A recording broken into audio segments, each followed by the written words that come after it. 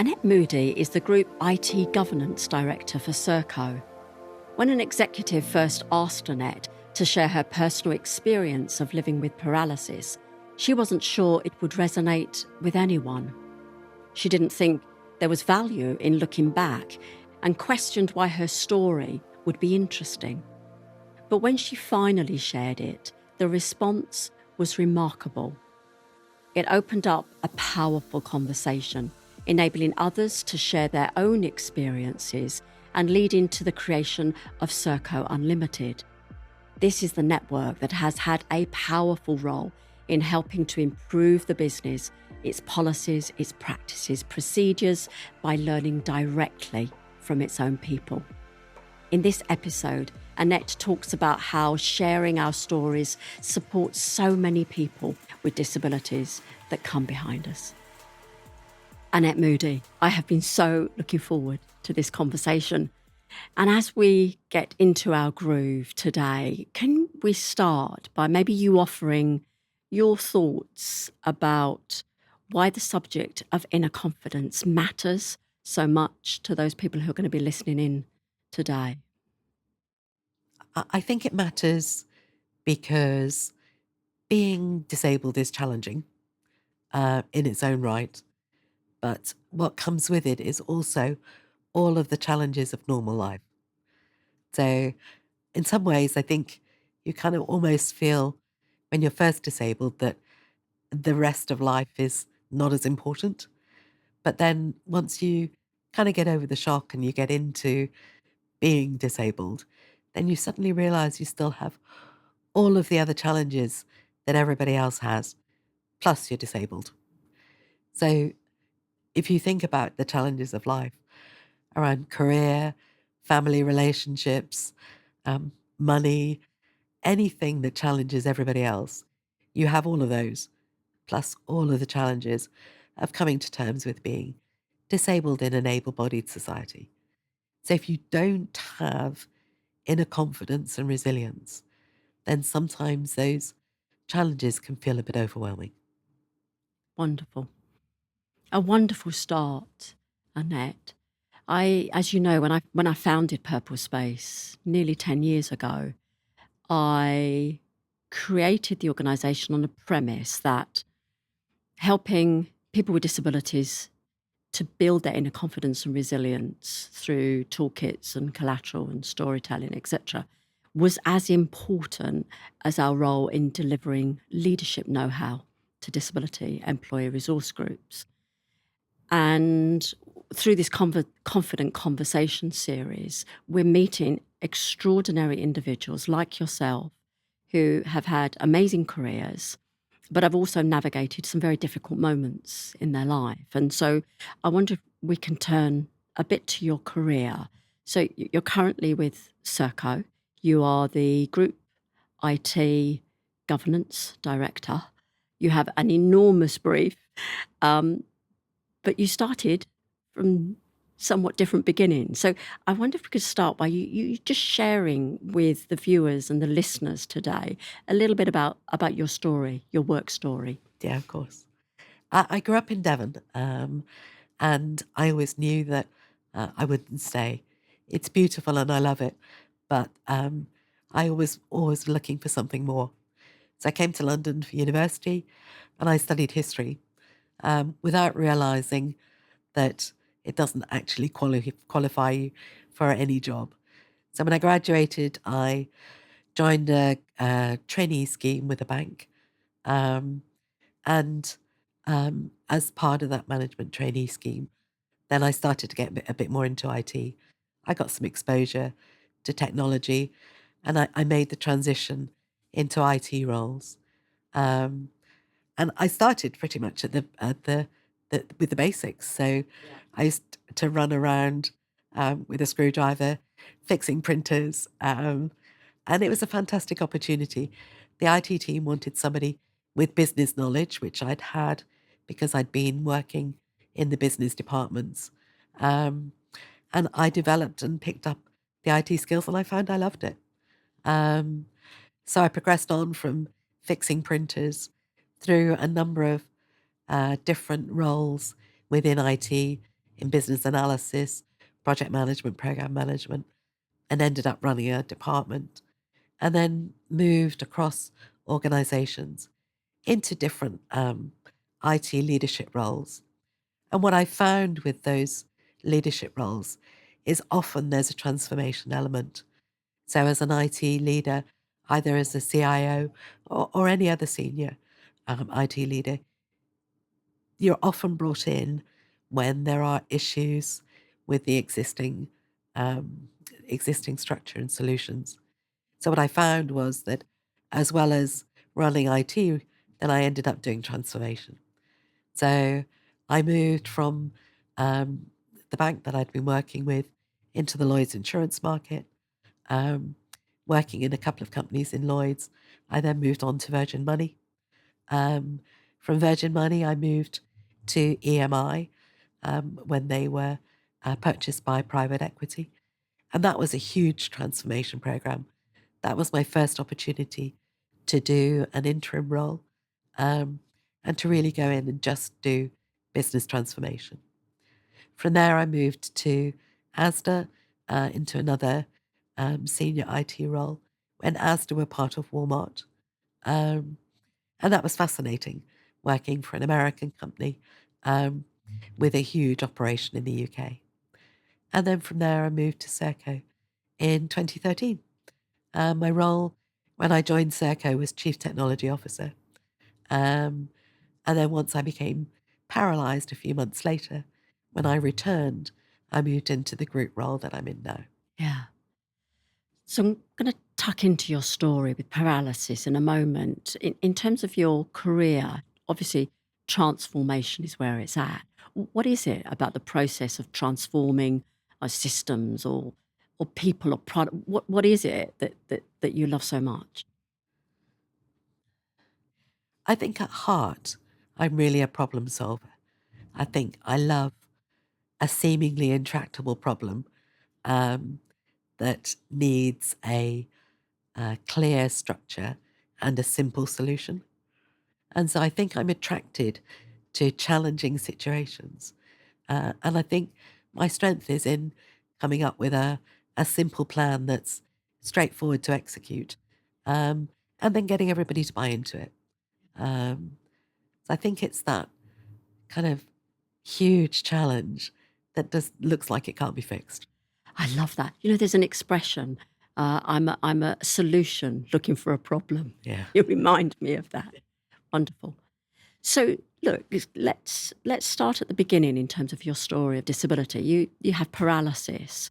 Will you share with us how did that happen? So I mentioned that I joined Serco in early 2013. Um, and to be honest, I was in rude good health. I've always been lucky to be really healthy. I exercise. I've always been regular at the gym. Um, I don't smoke. I drink a little, um, but no kind of reason for me to be unwell. Um, about 9 months into my career at Serco, I was sat at my desk on a conference call one Friday morning, and I got a pain in my right shoulder. Um, I couldn't work out why I had a pain, so I excused myself from the call um, and sort of stood up to stretch to see if I thought maybe it was a trapped nerve. Um, I spoke to my colleague beside me, Rosie, and she thought that something might not be quite right. So she said, "I'll get you a glass of water. You don't look quite right." Um, she was back in a minute or two, and when she came back, I realised I couldn't lift my arms up. Um, so at that point, she was a bit concerned and wanted to call 999. So I still thought it was a trapped nerve because my husband had had one a few months beforehand. And so I thought I knew what I was talking about. Um, she her logic was that people should be able to move their arms. So she phoned 999. And luckily there was a paramedic in the area. And our office is in the middle of nowhere. So I don't quite know how. A paramedic came within a couple of minutes. He took a look at me and couldn't work out why I couldn't move my arms. And then also, luckily, an ambulance came with him a few minutes later. So I walked out to the ambulance with the crew, and they were going to do some more tests to try and work out what was wrong with my arms. When I got into the ambulance, I started to feel like I couldn't breathe. So the ambulance driver said, "You're probably just having a panic attack. Just relax." So I said, "Let me stand up, and I'll see. I see if I can take a deeper breath." And I stood up, and with that, my legs just stopped working. Um, and that was when they realised that I couldn't breathe because my lungs had stopped working. Um, and the paramedic, bless him, put a bag on my mouth and sustained me for oxygen whilst they whisked me to a local hospital. Um, and he genuinely saved my life. And had I been anywhere else, pretty much other than work, I wouldn't have been, I wouldn't be here. And I was due to have worked at home that day. But luckily, my boss called me into the office because there was an emergency. So I guess within 15 minutes, I was completely paralysed from the neck down. They took me to a neurological intensive care unit in Southampton and ran a battery of tests overnight. And then the following morning, the neurologist came to see me. And his words stick in my mind that he said, "You're completely paralysed from the neck down, and it's permanent. I don't want you to be under any illusion that there is any hope of recovery." Those were his words. So at that point, then, my first thought was, I need to get home and I need to get to work. I, if I'm going to be paralysed, then I need to be able to get on with my life. I couldn't speak because I couldn't breathe. I was ventilated. So they had a letterboard with the letters of the alphabet, and I had to make a noise as much as I could as they pointed to the letters to spell out words. So I could make a kind of noise like Skippy. Um, so I spelt out, "Get me home, get me to work. That's your job." Um, and bless him, he stood up to the challenge and he worked with me for the month that I was there to try to maximize my chance of not recovery, but just a good existence. And they did a brilliant job. They ventilated me really well. They took care of me, and I was in good health. Bizarrely, after about 2 weeks, I started to get movement back. It started in my left toe. I found I could wriggle my left toe, and I tried explaining it, but the physio didn't believe me. She thought it was just a spasm. So then I found that I could move my left thumb. Um, and when she was holding my hand to do some stretches, I grabbed hold of her with my thumb. Um, and then I managed to convince them that these movements were genuine movements and not just spasms. So the first couple of weeks completely paralysed. And then from the second couple of weeks onwards, then I started to make small recoveries. And every day, a little bit of muscle would return. And I want to come back to that initial reaction. Get me back home and get me back to work. Now, knowing you now, that doesn't surprise me, but that is, a massive life change. Quite a stark description from your doctor. On the one hand, a courageous thing to say to you, and on the other hand, a helpful thing Yeah. to say. But for me, what I'm interested in is, what did you draw on? What was your default personality that you were drawing on to say so instinctively, "Get me back to work"? I don't, my husband always says that I'm a very driven person. Um, it's hard to know yourself, isn't it? I find it hard to kind of describe myself. Um, so I think I'm probably driven. I think also my desire for problem solving kicked in. I guess it's the point earlier we were talking about, in some ways, around transformation.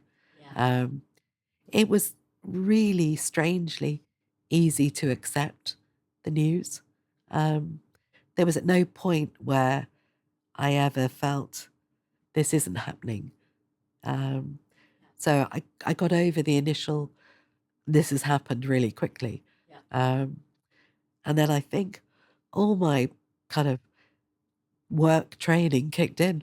I get you. And you've talked about how you've adapted your house and, how you've made your lifestyle work for you. Clearly that's part of your need to find purpose and to drive. Tell us about your work colleagues at Serco. You speak so highly, and we have the very great pleasure at Purple Space of working with Serco. So it doesn't surprise me at all. But tell me a little bit about colleague reactions. What were the helpful and enabling things that people did around you that made it easier for you to get back? The first thing was, given that I'd only been there 9 months, there was a huge outpouring from people. Um, people, dozens of people sent me cards um, and gifts. It was amazing. And because I was in the intensive care unit so long, which is unusual, most people are in and out of ITU. Yeah. But the team put me in a corner bed, and they decorated the wall with all the cards, which was amazing. Homerton Hospital were brilliant. And I think that was the first thing that was really amazing, was that how many people were so supportive and actively encouraging. That was phenomenal. I think the second thing that was amazing was that my boss and the HR team stayed really close with me throughout. It's Um, key, isn't it? It was. I was at the time where I had two bosses. I had a solid and a dotted. Um, they both visited me in hospital, in intensive care, and I was fully wired. When you see people in the hospital dramas with everything, I was one of those. And to their credit, they came to visit me. Um, the HR director visited me regularly. She kept in touch with me. After intensive care, I spent 6 months in rehabilitation in a spinal cord unit at Stanmore. And throughout that 10-month period, she visited me regularly and kept in touch. I had a laptop that was brought in so I could keep up to date with my emails. I attended meetings as well, so I joined in team meetings. After the first, I guess, month or so, then I started to join team meetings on silent, but just so that I could hear what was going on. So that kind of sense of keeping in touch, of being in contact with the company, was really important. Yeah. So you're signalling from the get-go, you were making it easier for the business to hear that work really mattered to you, Yeah. which presumably then I made it guess. easier for them to find the ways by which you could do that interface. Yeah. What did you, I suppose, what have you learnt about others in the face of disability brought on by quite dramatic circumstances? As you look around, what have you seen colleagues do that you would bottle and encourage other great allies to do? I think probably I've realised that people are kind. Yeah. So most people want to help. Um, One of my mantras at work has always been assume positive intent. So something that I got, that a message I took away from a training course really early in my career, that you do need to assume positive intent. And so I think I realized that most people generate from a kind place. They don't always get it right. And so I think the challenge is to um, work with people's kindness and get what you want from it. Um, I think that's the biggest thing that I've learned, is that most people do genuinely want to help, Yeah. even though Wise. it doesn't always feel like it. Yeah, but wise advice. Sometimes we can get in a pickle about how other people's may perceive us, for example.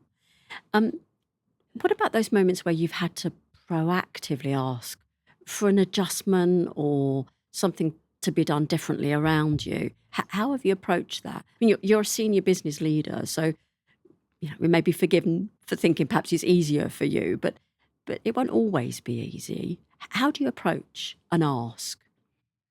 Um, as straightforwardly as possible. I think if in any situation, if you try to dress up um, what you need with kind of over explaining, then it just gets uneasy for everybody. So I think I just try and do it as naturally as possible.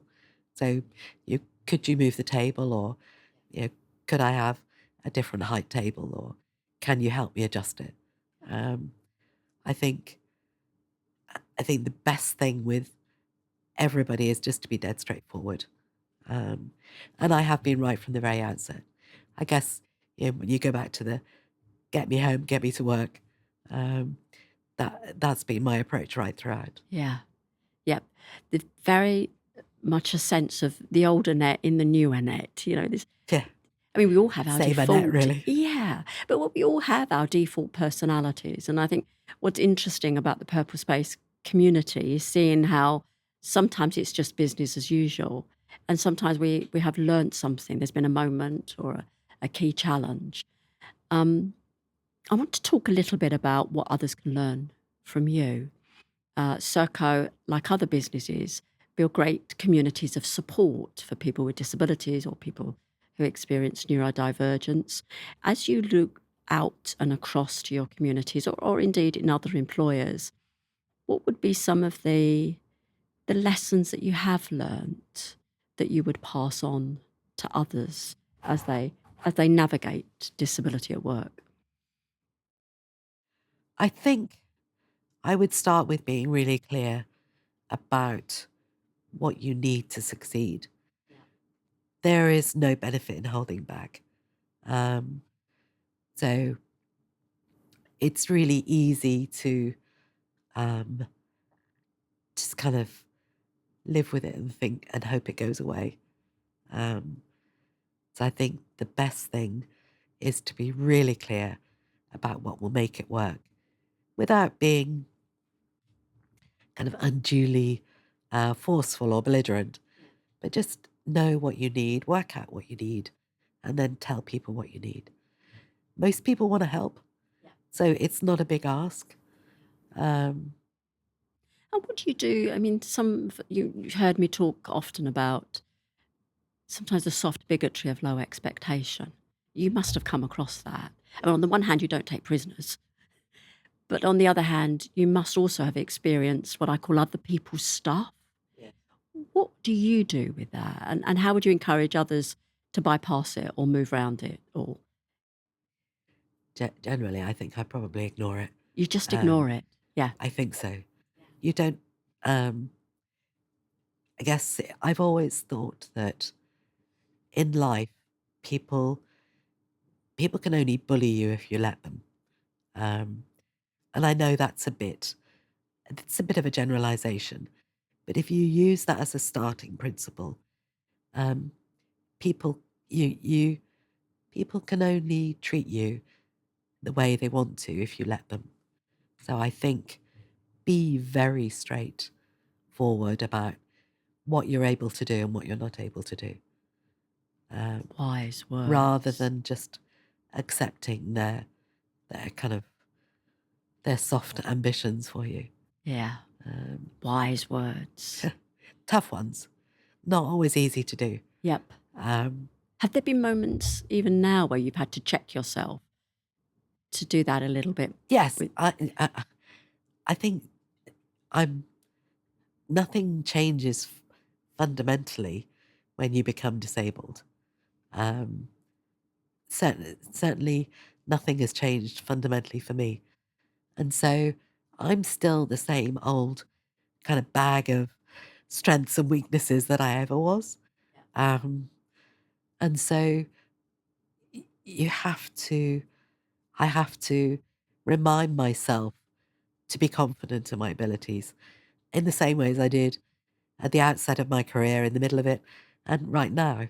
Um, I'm still, I still have the same sense of concern that um, one day I might get found out, just like everybody else. Um, yeah, I'm female in IT. I have an arts background, and I'm in IT. Um, so I've come from a career where I've not been out of the sort of standard identikit um, kind of mold, I guess. And now I'm paralysed. So So I guess you female, can use that to your advantage because you're a mixture I of guess so, yeah. identities. I Yeah. am. But I'm also still just me. Um, at the end of the day, I'm the skills that I bring to my job. Um, so I think with with all of those challenges, I just need to. Some days I do need to remind myself that I'm still good. Um, and luckily, I have a boss and a husband who both remind me that I am still good as well. Um, Annette, you know, at Purple Space, we're building collateral and know-how and resources in this Confident Conversation series, as we're doing today, to help those that come behind us. And we shared with you one of the Confident Conversation guides where we talk about the fundamentals and the hurdles. Did any of those speak to you? One of them really spoke to me. The one that resonated for me was about sharing your story. Um, it was really difficult for me to share my story. If I think back, when I returned to work, um, I kind of, I think my approach was almost just keep on. Don't. It's a kind of keep calm and carry on approach. Um, so I didn't really talk much about being disabled. I just carried on with my job, um, and um, I just assumed nobody else would be interested. It's a personal kind of a personal drama for me. Um, but then after a few years, there was one of our execs wanted to start a disability network, and approached me to ask me to share my story. Um, and I resisted, to be fair. Why? What was that about? But I couldn't see why anybody else would be interested. Um, and what happened to me was horrid. Um, it's dreadful, but it's luckily really, really rare. Um, it happened, this type of spinal cord injury happens very infrequently. And when it does, people usually die because the results are so quick, the onset is so quick. And so I couldn't really see why the story would be relevant. Um, and also, I think I'm not really a reflective thinker. For me, life is all about the future and the opportunities and the possibilities. Um, I couldn't see why trawling back over kind of 3 or 4 years would be helpful for anyone. Um, but then I was persuaded to do it. And when I did it, there was a huge outpouring of feedback from people. And I think what I realized was that it gave people a chance, my colleagues, a chance to talk about how they felt about the disability um, when I'd not really given them the space to do so. Very powerful. Really powerful. So, Annette, you are the co-chair of the Disability Network at Serco Unlimited. Could you tell us a little bit about the successes that you've clocked up, the approach that Serco has when it comes to building a disability confident business? It's been an interesting journey. So obviously, it started with sharing my story, um, and that was the kickstart for forming the network. Um, and we started the network with relatively modest ambitions. So my co-chair and I, Julie, um, we are kind of our incoming ambition was to try and make a difference to the lives of people with a disability. And we thought modestly, if we could make it better for one person, then we would have feel like we'd done a good job. Um, I think what we realised as we went into it was that we had much more scope to influence in the organisation than we'd realised. Um, so by working with our colleagues in the various line functions, we were able to make changes to the way in which um, Serco does things. Um, so if I think about our colleagues in HR, we're really keen and really supportive to improve the way that we do recruitment, the way that we provide workplace adjustments, the way that we help disabled colleagues feel comfortable at work. And by working with them, we've changed the policies, the processes, and the procedures so that it's a more level playing field. And we used things like our membership of Purple Space to help us understand what's industry best practice. Um, we joined the Valuable 500 so that we had a really clear mandate from the CEO that we were serious about this. And we used the Disability Confidence Scheme that the government runs to help us drive change and to validate that the change that we'd made was good. So we went through the 3 stages of the disability confident process over a period of years. And by using the checklists and by using the external validation, we were able to be sure that we were doing the right thing. So it went from being initially quite modest and a little bit homespun to being really quite strategic and making change across the whole organization. And that was amazing. I never envisaged that by just sitting down one Sunday afternoon and writing my story, we would be able to make a change across the organization. Um, but I think we could do it because we were pushing at an open door. It's wonderful. And I've had the privilege of seeing that progress over time. And I think one of my takeaways as I watch the Serco story is how much store you put into listening to your own people. You know, one of the key priorities that came from our global summit last October, first world's only global summit for disability ERG leaders. And the one of the 3 things that they want to see is businesses learn directly from their own people. And I think Serco epitomises that through Serco Unlimited and the other ways by which you learn from your people. Wonderful stuff. So I've got 2 last questions. Our time flies. We could be here till midnight, Annette, however. So two questions, if I may. The one is about language, if I may. Your thoughts about the role of language, but also you had an extraordinary career. You've named some of the brands that you've worked for.